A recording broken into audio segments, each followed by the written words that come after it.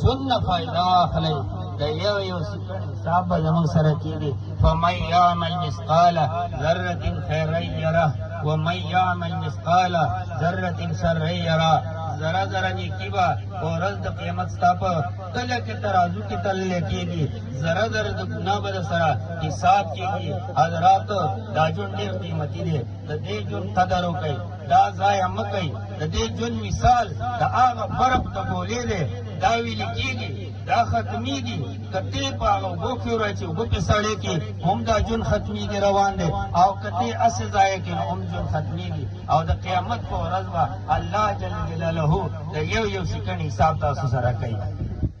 حضراتو نن چې دا موږ کوم غم کې ناست یو الله دې حسن الله جنتونه ورکړي بلې ورځې له به زموږ په غم کې دغه شان څوک ناست دي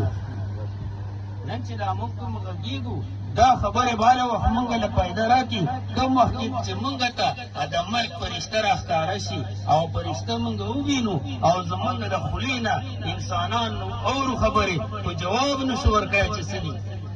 دا د مرګ فرشته چې کله راځي د انسان نه چې کله روح وځي نو د انسان دا روح انسان ته په نظر راځي انسان چې دا سترګې پره نیولي د مرګ په وخت کې دا روح دلته ښکاري دی خپل روح ته ګوري حضرات موږ چې کله لمونځ کوو او په رکوع کې د خپلې د پښې غټې ګوتې ته ګورو دا موږ د دې ډکې راوړو دې دلیل دی چې د دغه ځای نه به زما دا روح روانېږي دا نیټه به کله چې د دې ځای نه به زما دا روح را روانېږي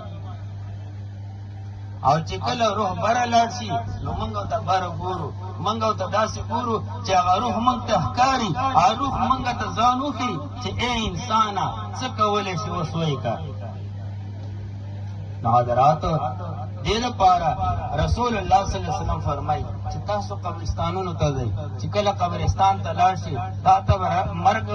ظاهره شي تا ته مرګ ښکاره شي د دنیا د کور جوړولو دپاره مونږ لکونو روپۍ لګو کروړونو روپۍ لګو د آخرت د کور ښایسته کولو دپاره کله چې زموږ سره هغه ځای کې نه موري نه پلاري نه وروري نه خوري نه رشته داري دا ټول به تا پرېږدي دولت په دې پرېږدي الله جل جلاله پیغمبر فرمایي کله چې انسان په قبر کې ښکته کړی شي په دغه وخت کې الله جل جلاله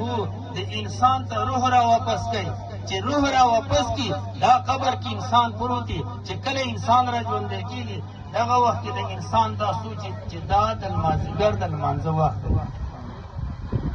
انسان چې هر څه وخت مړ شي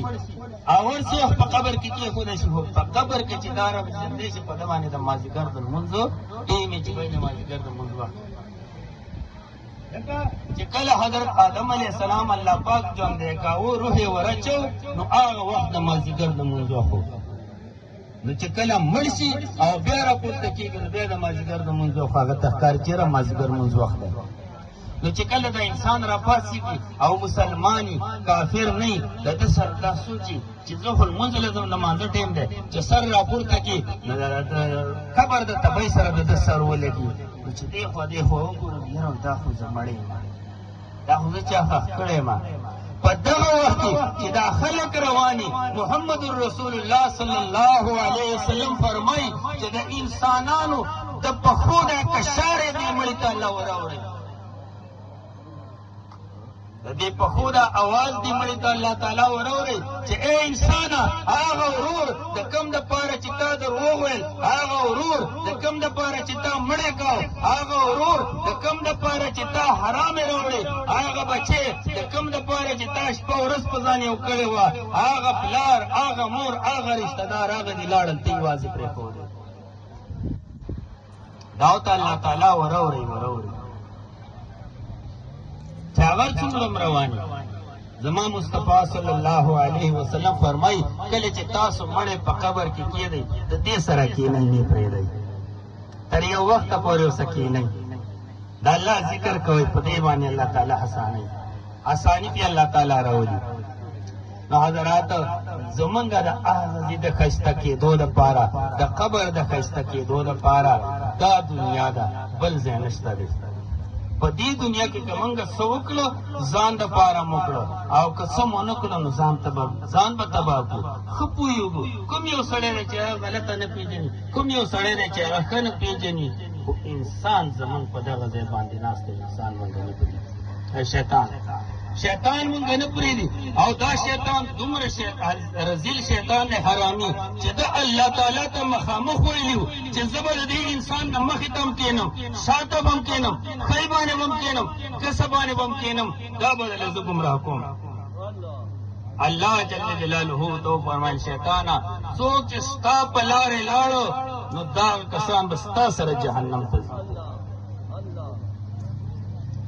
او الله څومره غفور رحیم دی، بیا هم موږ د الله د رحم نه فایده نه اخلو، بیا هم موږ د الله تعالی رحم چې کوم دی ټکراوو. هغه در کوم چې شپه ورځ کولاوي، هغه در چې دشمن ته کولاوي، هغه هر وخت تا دپاره نارې وایي راشه زما در ته، راشه راشه تابعدار یم. حضرات د شپې را پاڅېږه، د ګناهونو پنډ راوړه، الله ته وژاړه یا الله دا راته مات کړي، بیا به یې نه کوم. الله به دې داسې صفا کړي لکه د مور نه چې تازه بچی را پیدا شي د ګناهونو نه پاکي. یا الله میرا توبه، یا الله زما توبه. حضرات انسان چې الله تعالی پیدا کړی دی دا په یو امتحان کې پروت دی، دا هر حالت د امتحان دی، په د سختی راشي امتحان دی، په د خوشحالي راشي امتحان دی، په د باندې لین دین په دنیا کې راشي، کاروبار راشي، دا امتحان دی. انسان ته زما د مصطفی صلی الله علیه وسلم په طریقه روانې او که د بل چا لار دې خپله کړې ده. الله دومره مهربان ذات دی، په دې زبانې فرشته ناسته ده او یو فرشته په دې زبان ناسته ده کرامن کاتبین. یو سړی دی د سهار لمونځ یې ونه کړ، دا ښي فرشته چې ده دا هغه نیکیانې لیکي، دا چپه فرشته چې ده دا ګناهونه لیکي. نو دا ښي فرشته چې کوم ده چې لمونځ یې وکړه دا یې ولیکي فوراً، چې ویې نه کړه دا فرشتې نه لیکي. صبر ورته کوي. بیا تر ماسپښین وخت راغی لمونځ یې ونه کړه دا فرشتې نه لیکله، چې لمونځ یې وکړه دا یې فوراً لیکي.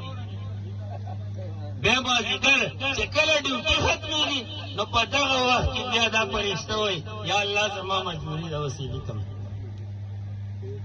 الله تعالی تاسو ته دومره مقدر کړی ده، دومره موقع تاسو ته الله درکړی ده، او بیا هم تاسو د الله تعالی د عذاب نه مونږ نه یېرېږو، په هغې باندې دومره ډاډه یو، دومره پې زورور یو. نورونو مونږ له پکار دی چې مونږ